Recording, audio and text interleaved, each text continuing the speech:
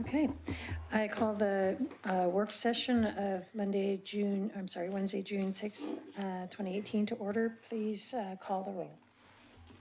Commissioner Shaw? Here. Commissioner Ide? Here. Commissioner O'Donnell? Here. Commissioner Mengelberg? Here. And Mayor Holliday is absent at this time, but should be arriving shortly. All right. Topic today is construction excise tax for affordable housing. Ms. Turway. Thank you very much. I'm here to talk about construction excise tax.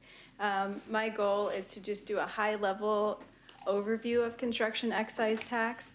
And what I'm hoping to get out of tonight is a policy direction to see if the commission is interested in me marching forward to look at the feasibility of this. So I have a half an hour. I'll try not to go over. We're just going to keep it super high level, and I'll tell you all about construction excise tax. All right, so the first thing is that there was a Senate bill in 2016, which is Senate Bill 1533, and it enabled local jurisdictions to do two things. One is inclusionary zoning. So that means when development comes in, you can require a percentage of that development to have affordable units. Affordable in that sense is 80% of the average median income for the county. And then also to do a construction excise tax. So a construction excise tax is a fee. So it's a fee on permits, and that money is charged by the local jurisdiction, and that money is used to subsidize affordable housing. And there's a couple different methods for how that subsidy is made. So it's a fee that applies to most permits, but not all permits. I'll go through some of the exceptions later in the presentation. The enabling legislation put a cap on how much this fee could be. So for residential, it allows us to charge a fee based on permit valuation. So the valuation is like the amount that an addition or a new home is valued at. We use standardized procedures based off square footage of the type of use and the size of that use. So if it's residential and it's a garage, it's got a certain valuation. If it's residential living space, it has a valuation, and the same for commercial. So for on the residential side of things, if you build a new building or you do an addition to a building, this legislation enables the city to charge up to 1% of the permit valuation to be used towards affordable housing. On the commercial side of things, there's no cap. All it says is that you can charge for commercial or industrial. And for commercial industrial, you can charge for the same thing, a new building or those additions to existing buildings as well. The legislation required the money to be used for certain things. And so this is where it gets a little bit tricky. So first off, you collect all that money, you put it into an account, and then at the end of the year, you can take up to 4% away for administrative costs of the program. So the total amount minus 4%, and then here's what's left. Of what's left, you can charge up to 50% for developer incentives.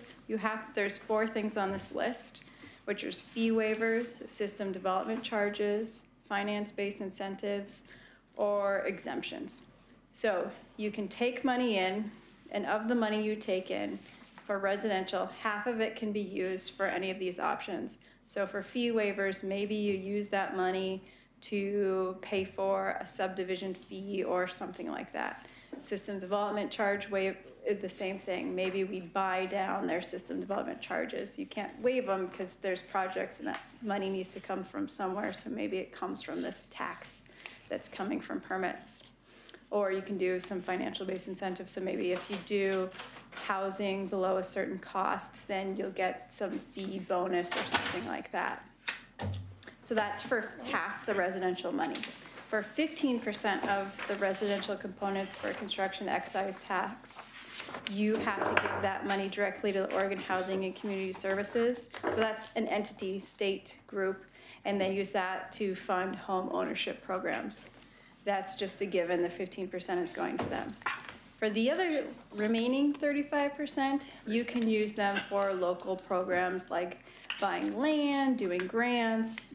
You could also put it with the other 50% to like buy down SDCs or things like that. So of the money that comes in for residential, there's certain buckets it's got to go into, and those are the 3 buckets. 15% goes away, the city doesn't see it. We have the remaining 85% to use with what we want. Milwaukee just adopted a CET. I'll go through the other cities that have done it as well, but this is how they chose to allocate their money. So some developer incentives for the 50%, 15% automatically goes to Oregon Housing and Community Services, and then they did some other incentive programs with the 35%, like SDCs and things like that. Some examples of stuff they're doing, like they have a property that they acquired from TriMet that they're looking to sell to affordable housing developers near the Orange Line. For commercial and industrial, the money's a little bit different. Half of it has to go to some program related to affordable housing, and the other half is unrestricted. Again, this is the money that's left over if the city chooses to take up to 4% for the administrative costs. In Milwaukee, what they did is they're using 50% for affordable housing programs, and then the other half is for citywide economic development. So who else is considering construction excise tax? This on the list is a list of cities that have implemented construction excise tax. I'd have to say most other cities have had the conversation or have gone down this path and then have not implemented it at the end. So Tillamook County, they had it, but it was repealed by voters. City of Eugene spent a year traveling this path, and then last month decided not to implement the construction excise tax. So there is a wide range of cities that do it around the state. Portland is one of the examples, and now Milwaukee's a closer suburb example as well. So I mentioned that there are some exceptions for the construction excise tax, and I think in Oregon City we have to pay particular attention to these exceptions.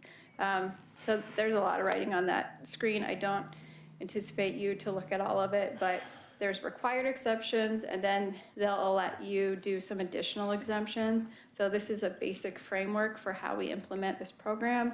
When local jurisdictions actually adopt programs, they can put more guidelines and restrictions on it. So schools are exempt. Public improvements and institutions are exempt. Hospitals are exempt. I think that's important for us because that is a lot of our big commercial and development. What's left are, commercial buildings and office buildings, which we don't tend to see a lot of, and multifamily. Yet. But this is only for additions or new buildings too. So conversions of existing spaces wouldn't get included in this also.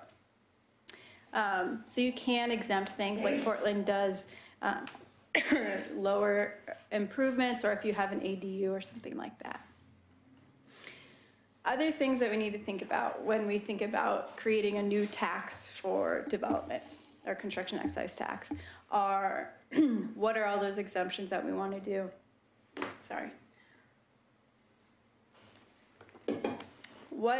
Are there any exemptions that we want to have? Do we want to have exemptions so smaller additions don't pay the construction excise tax? Is this only for new homes? Who pays this fee? And then also, what would the money be used for? Because although there are some parameters that we talked about, you can use it for a lot of things. You can use it to buy property and to do development, which we typically don't do as a city. You could use it to buy down SDCs.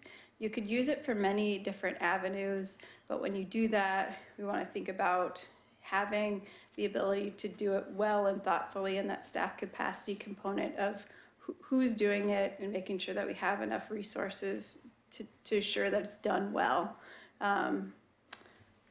If we give money to projects that have reduced rent or things like that, who's following up on that reduced rent? How often are they following up on that reduced rent? What does that program look like? There are some equity components to this too, because you're charging additional fees to pay for reduced fees for other properties. So who are you charging the additional fees for? Other things to think about are the other strategies that we're looking at for housing. So this is one strategy to have a direct impact for affordable housing. The city also has our other project that we're working on to increase the supply of affordable housing. It is a more reactive approach where we are just expanding the menu of options for housing affordability. We're not actually doing anything to make sure that those options get implemented. And then the other thing to think of is the total costs of permitting as a whole. So if we're adding another charge to the price of development, how do we compare to other cities to do development? Or what does it look like to do development in general? So the cost of development is this is a large generalization, but when you come in for development to the city fees, the things that we control for development include a package of permitting fees. So whether that's processing a subdivision or zone change or paying for your building permit, all of the permitting fees, as well as the system development charges. So that's what we control as far as the cost of development. We also can control the timing of development, and time is money as well. But for direct fees, this is how we compare to other cities. This is a survey from December of 2016, so it's a little bit old, but it's comparable at SDCs for single family residences. So we find ourselves with the box around it, the yellowish, orangish box, about in the middle of cities. This is just transportation SDCs. This is a little bit newer. This is from February of this year. We're on the higher end. Remember, we just did some adjustments to transportation SDCs. This is for a 10,000 square foot office building. For a 2,000 square feet of specialty retail, we're on the upper to mid range of cities as well. So that's good, but let's go through some examples of what they pay for permit valuation. So if you know, for SDCs, we're kind of in the middle. Some cases we're on the little higher end, but in generally we're on the middle-ish for SDCs. For residential, as you can recall from 2015, we revised all our building permit fees. I think there was like 50 of them or something like that. And we revised them to sit in the middle of the region.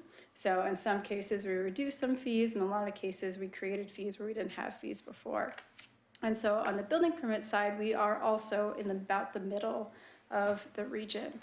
So if you have a single family home, this home was the home that came in the day before our last work session. So it was just a typical single family home, about 2,500 square feet, 4 bedroom, 3 bath, 3 car garage. Its permit valuation was about $329,000. Again, that permit valuation is based off the square footage of homes and garages and things like that.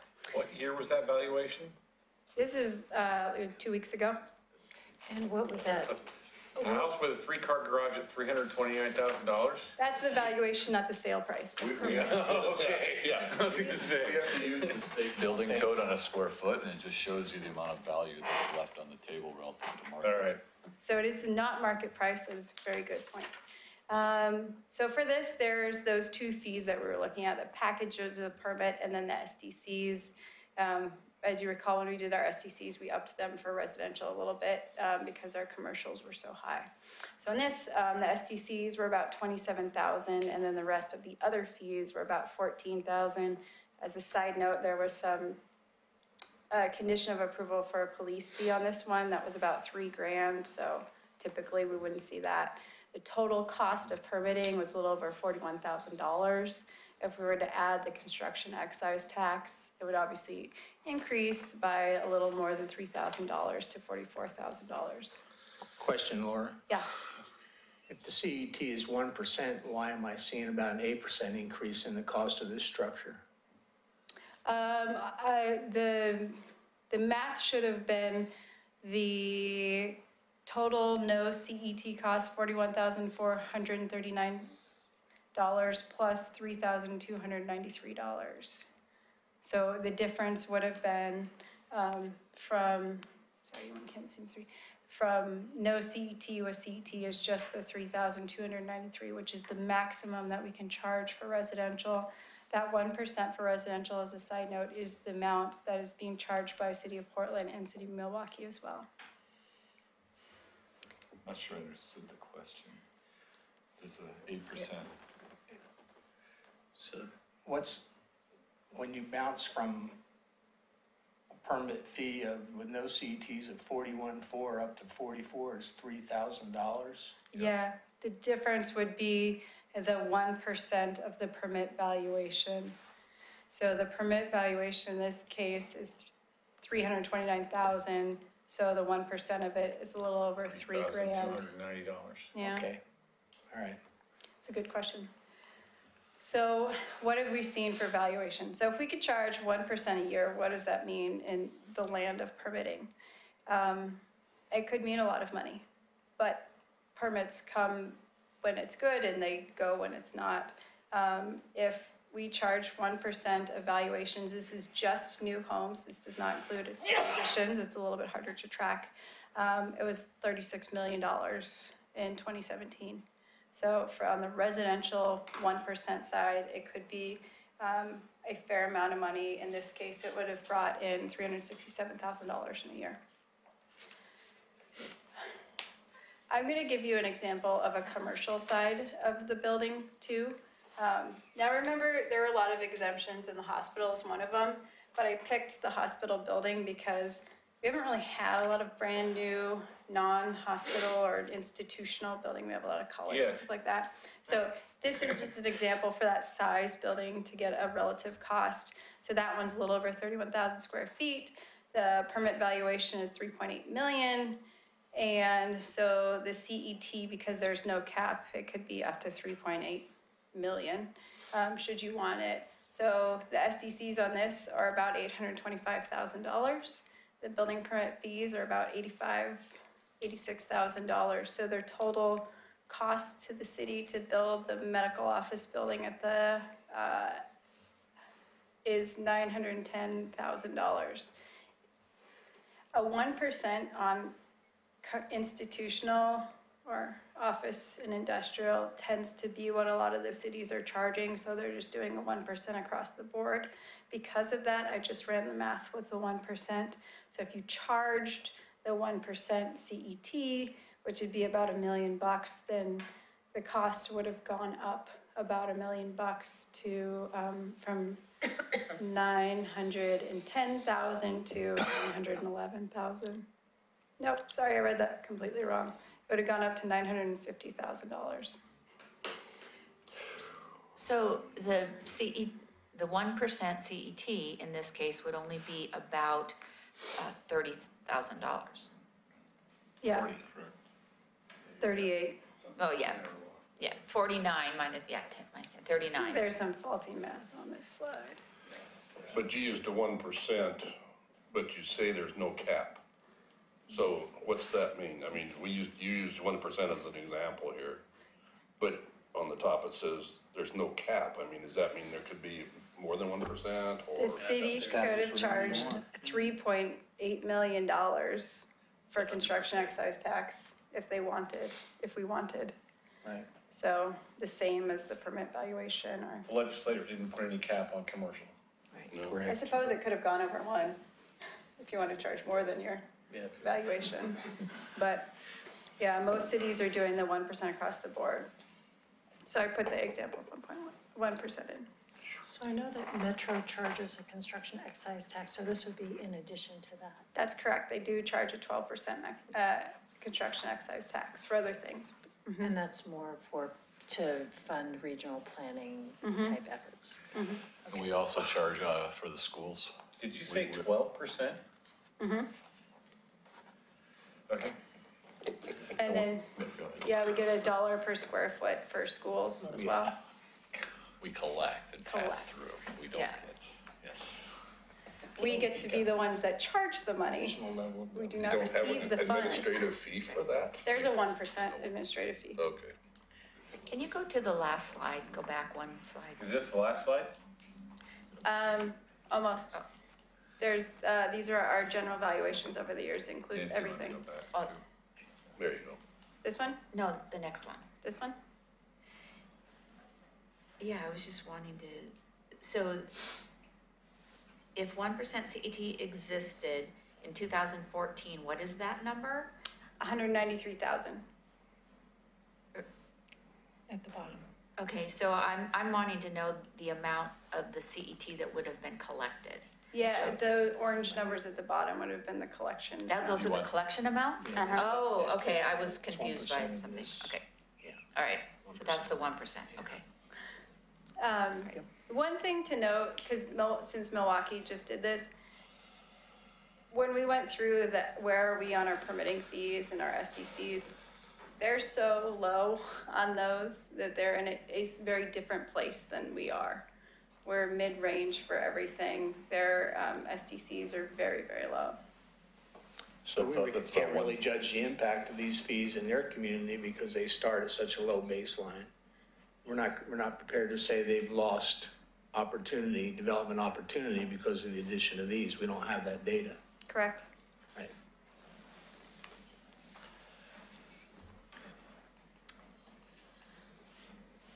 So there's our building valuation that we add every year through permitting. This includes both residential and commercial. We're a little over 100, we're about 119 million last year.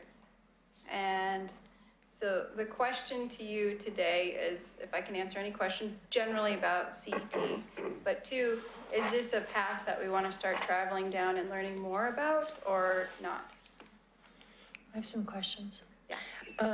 On when it is collected, you say it's collected when they pull a building permit. What happens if the project doesn't complete and they don't get a certificate of occupancy? Do we still get to keep the CET? We collect the money when we issue the building permit. So if they start building, then they would have paid the money. And they're out even if they don't complete. Okay. Second question is, where do you draw the line between a remodel and an addition? It appears to be off additional square footage. Gotcha. Okay. So if they're building out a crawl space or converting a garage, that doesn't count? It depends. It gets into building code and what's considered, livable space, and, sometimes building out a garage would add additional square footage, but it maybe not, it's gonna be dependent on how it was classified originally. That's right, because usually when you estimate the square footage of your house, you don't include the garage. Right. Correct. Okay. But You there's never paid on it originally. unless you turn it into an ADU. And that'll change the valuation data based, if you have more living space Yeah. now and less garage space. So, did you have more, Rolanda? Those were my two main questions. So I noticed on the, when you had that list of cities that Eugene voters rejected the excise tax. County. Tillamook County, excuse In me, Tillamook Eugene, County, the commission rejected it at the Okay, end. but here, the voters at Tillamook County, so this is not going to the voters from here, is it? I mean, how did the voters repeal the one at Tillamook County? An initiative? I would Was it assume an initiative or was it a referendum? a referendum. The county board of commissioners probably passed it, and somebody gathered the signatures. Okay, gotcha, That's a guess, but that's the most likely. all right. Do you have any other examples, or any data from other cities of how they implemented their CET? And what, I saw your slide, but actually what it did for the community? Oh, no. There was something that was attached to the commission packet that showed what their percentages went to for these cities. But no, I don't know. This has only so been available new. since what, 2015? 16. 2016, so there Yeah. probably isn't any data available Yeah. yet. I just had a couple of comments. This FAQ was really helpful to me. And under the question, it says, who has implemented a construction excise tax? Well, it says that in 2007, the legislature preempted local jurisdictions from implementing additional construction excise taxes. And, it makes me wonder what, think about that time. It was, the recession was just kind of starting up, Had they not exempted that, then each year, all of those dollars could have gone into the CET and provided housing during that very difficult period of time, or even to help people to keep them in their homes when they were being evicted because of all kinds of reasons. So I don't know, just a comment about that. Hindsight's always wonderful, right? You know, you look back and you can see, you know, what could have, you could have done. I just thought that was interesting.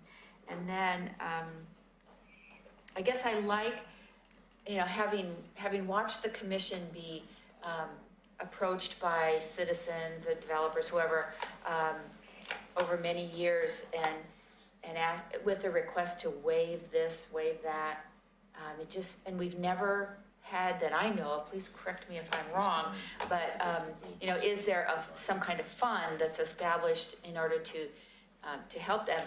Because as we all know, it's never waived, it's just, somebody has to pay it, right? So there would be this fund that would be available for the appropriate situation to draw from to pay those fees. And I really like that possibility of having something to say, we have an option for you. Mm-hmm. And that option would apply to whoever we spend the money. It has to go to those that are affordable housing Right. qualifiers, which is the 80% of the median income. Well, let's take that discussion one step further as to who pays and who benefits, because somebody is going to pay. Mm-hmm. And I find it a very interesting exercise. Some people, and I'm sure the Builders Board, they feel this way, would consider it a reallocation of wealth, in that somebody's going to pay for the CET. The builders aren't going to absorb it. They're going to pass it through. There's a cycle here. So there's the CET gets paid by the builders, then the builder adds that to the price, and consumers somewhere pay, and then the builder gets some form of relief and the buy downs of SDCs. It's a pretty complex program. You know, I've got a lot of questions on who administers it, who makes the decisions. Does it put, especially the commercial part of it, I mean, do I want to be at a competitive disadvantage to other communities by adding this in? I mean, it could be substantial, even at 1% on large dollar figures. So I've got my own thoughts on it, but I don't rush to judgment on it, because I've got some concerns about the nature of the program, how it's financed, the effect on our community to encourage development, even the distribution of monies raised. I mean, I like some of the things, home ownership programs, incentives and grants, but you start getting into fee waivers and SDC buy downs and property tax exemptions, there's some long-term repercussions there. And I'm not ready to jump on this bandwagon. I don't have a community that can demonstrate success with it. It's new. I don't want to be the first model year out with it. So I'm a little bit hesitant to jump on board. Commissioner Shaw? Well, I'm actually going to agree with Commissioner O'Donnell here. This is kind of fresh. And you did a great job on this presentation, though. And but I'd like to see what other jurisdictions, as they go along with theirs, to see how, just like kind of did with the marijuana thing, is that we kind of reached out before we established our policy here. So I'd kind of like to watch as we go along, because there's no hurry for us to do this. So kind of watch that. But I'm also looking at, what are the other options we have for affordable housing, revenues to do something for affordable housing. Here, we have this, but what other programs are there available that maybe we could look at also, besides having to, hit purchase the person that's going to buy these homes, because you're right, it's going to be passed through. So, there's another $3,000 on these homes. So, we're actually taking the price of the house up to lower the price of some other homes, so it's, so anyway, that's it. Other comments? I would definitely encourage staff to continue to explore this as an option, as part of the many tools we might have available to create a variety of housing types at different price points. A couple points I'd like to make. One is market forces are not creating affordable housing. So having tools available to incentivize and provide technical assistance or whatever to create more affordable housing in our community is something that we should be doing. One of the issues that we hear from our employers, especially right now, is the unemployment rate is so low, is finding workers. And especially at the low and moderate wage level, housing affordability is critical to being able to live close to where you work and to be able to fill those open positions. So as part of a whole community, we should be looking at ways to level the playing field, providing opportunities for people at all income levels to have opportunities for housing. On the negative side, or on the addressing negatives side, you know, clearly we have a homeless problem here in the city. Some of it is imported, some of it is ours. I mean, our residents that are falling on hard times. If we have a program like this, we have the opportunity to create housing that might help address those issues over time. And so I guess that would be why I would encourage continuing to explore this as one of the tools in our toolkit. Further comments? I see this as being very a separate issue from the homeless problem. I mean, it's a very separate set of qualifiers. We're sitting here, we're talking in a vacuum. We're not even referencing other programs that may or may not be available through the federal government, first-time buyers programs, other programs. I mean, I hesitate to put a lot of staff time in it. I don't mind monitoring the success or the results that are being experienced with others. I think that's a worthy endeavor. To learn from the mistakes of others or from the good practices of others is a good approach, but I don't want to reinvent the wheel from square one. I don't want to take that much staff time. I say monitor and take the best of what you see and learn from the errors that are being made. Because there's even the administrative issues. Who shall decide? Who qualifies? Who doesn't? What's the cost of us to administer? Does our 4% cover that? You know, I think there's a lot of framework to this skeleton that's not in place yet. So that's why I advise moving forward with caution. I'm not saying not to move forward. I'm saying learn from others and move forward with caution. Commissioner Ryan? I would agree with that last statement. I think that we just need a little more information. And one of the pieces I would need is of the revenue that's collected, 15% of it goes to the Oregon Housing and Community Services to be used toward programs which offer down payment assistance. And I would ask, are those dollars, are those just, if you collect it in Oregon City, do those dollars come back to Oregon City? Or does it just go into a state fund and then it just is distributed to anyone in the state? Mm-hmm. Is that true? Yeah. So those dollars are basically, those 15% is basically gone. And my other thought, you know, you had the slide of where approximately a $300,000 value, and then there was $3,000 in, this one. You know, to a developer who's going in and developing a large parcel of land, you know, many homes, it's kind of a drop in the bucket to me, you know, the 3,000. I know they're paying a lot of other fees, but, and the chances are they would pass that on down to the homeowner. I just don't see, if I just need more information to see how they would go about passing that along, or if that's what's being done generally. And I guess mostly I would like to see if there is any other track record, you know, in other cities and how successful it's been. Other comments before I go?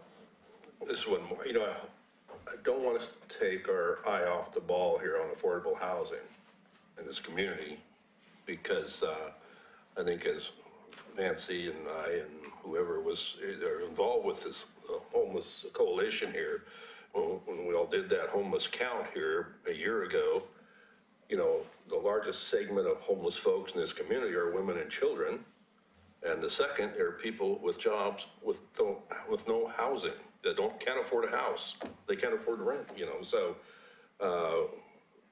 I know this is just one facet of it, but let's make sure we continue investigating affordable housing. This is one of those things. So, I mean, we're gonna lose about 100 units of affordable housing because of the, Clackamas Heights. Clackamas Heights off of Holcomb there that the county owns. And, that's kind of a sad thing, I think. So, especially when it showed that Oregon City has the most, homeless folks in the county, and we're gonna be losing 100 units. So, I mean, they're gonna keep some of them like 3 acres worth. So, but anyway, that's what I got. I just wanna make sure we don't quit thinking about affordable housing here, so. One other thought I'd like to add is that we are in a strong growth mode right now. And so if we're looking to develop a pot of funds to do something, now is the time to kind of take advantage of that growth curve, because at some point it'll turn and then we won't have anything. And that's when the need is going to be greater. I don't think it's a cure-all across the board. I want to caution again that you have to have certain qualifiers for this program. I mean, it's focused on like less than 80% of income, and there's tiers.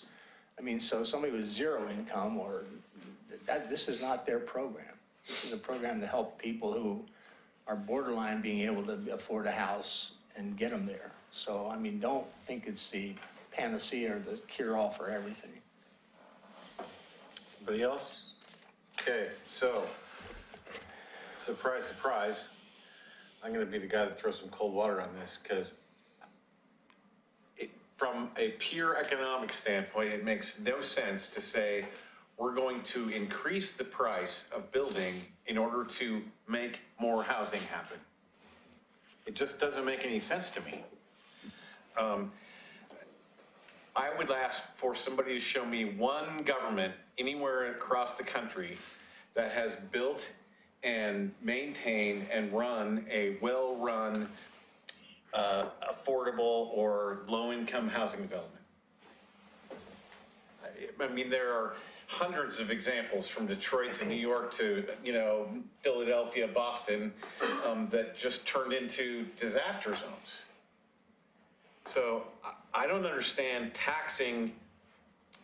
adding more taxes on top of construction to give to government, that we're gonna give 15% up to the state, which is a, you know, black hole of money, in order to do what? I don't understand it yet. And I think if we look at the economy as a whole, the market forces are creating more affordable housing. We just haven't seen it get there yet. Because as we build the stuff at the Cove, okay, there's 244 apartments there. Now, those are market rate apartments, but those people that are living in maybe a little bit lower rental places now are going to move into those places, and then those places become available. As we add the next phase of the Cove, we add another 700 or so housing units of different styles. And so as the economy goes forward and we grow the stock as a whole, that puts downward pressure on rents across the board. The other piece of it is the income side. And the income side is, we have gone through this cycle now where the economy is just finally starting to ramp up. And when we get to that magic number around 4%, 3.8% unemployment, then the pressure becomes on the employer to increase wages in order to get workers. Right now, they're saying there's over 6 million jobs across the country that are going unfilled because there's nobody to take the jobs. So I think we're going to see over the next couple of years that wages are going to start to rise because employers have to give people more money in order to get the workers they need. I don't see government as the solution to every problem. Sometimes we just have to grin and bear it and wait for the system as a whole to recover from wherever we were at. I don't have any problem with us looking at this more extensively, but I think we have some key things that we have to do as government. We have to provide security for our residents, we have to provide streets and clean water and sewer and fire department and parks and those kinds of things. And every time we step out of sight of those core things that we do, we start to lose our way a little bit. And I think, you can look at the city of Portland or the state of Oregon as prime examples of having, gone so far out away from their core mission that they've lost their way. And I don't want Oregon City to be one of those places. I think we can do better things by looking at how can we reduce system development charges or other kinds of things in order to encourage affordable housing. But taxing it in order to make affordable housing doesn't make any sense to me. Final comments? Thank you. Well, then I guess I'm not exactly sure what you'd like us to do. I mean, do you just want us to monitor and come back in 9 months? Or? I think that would be my... That would be my inclination. I would like to know if other municipalities are successful or it's such a fledgling program. I mean, a 2-year span in this type of program isn't going to give you results, but are good things happening? Are problems developing? Learn from the experience of others and then if we choose to develop a program, integrate those experiences into that. So I'm into a more passive monitoring mode if you're looking to me for an answer. I mean, this is something we could bring back at the retreat. I'm just not sure what you'd like from us. Yeah, I don't think it's, for me, I don't want to put any staff time into it, at least until the new commission is on board at this point. Agreed. So Go ahead.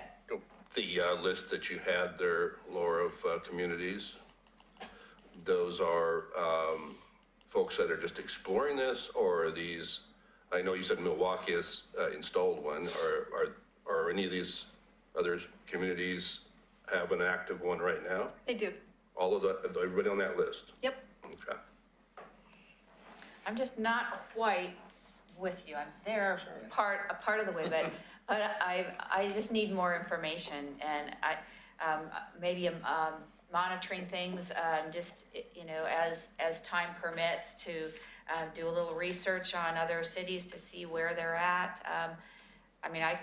I can do my own for that matter, just go to the city of Portland and watch some videos on their discussion of why they passed it.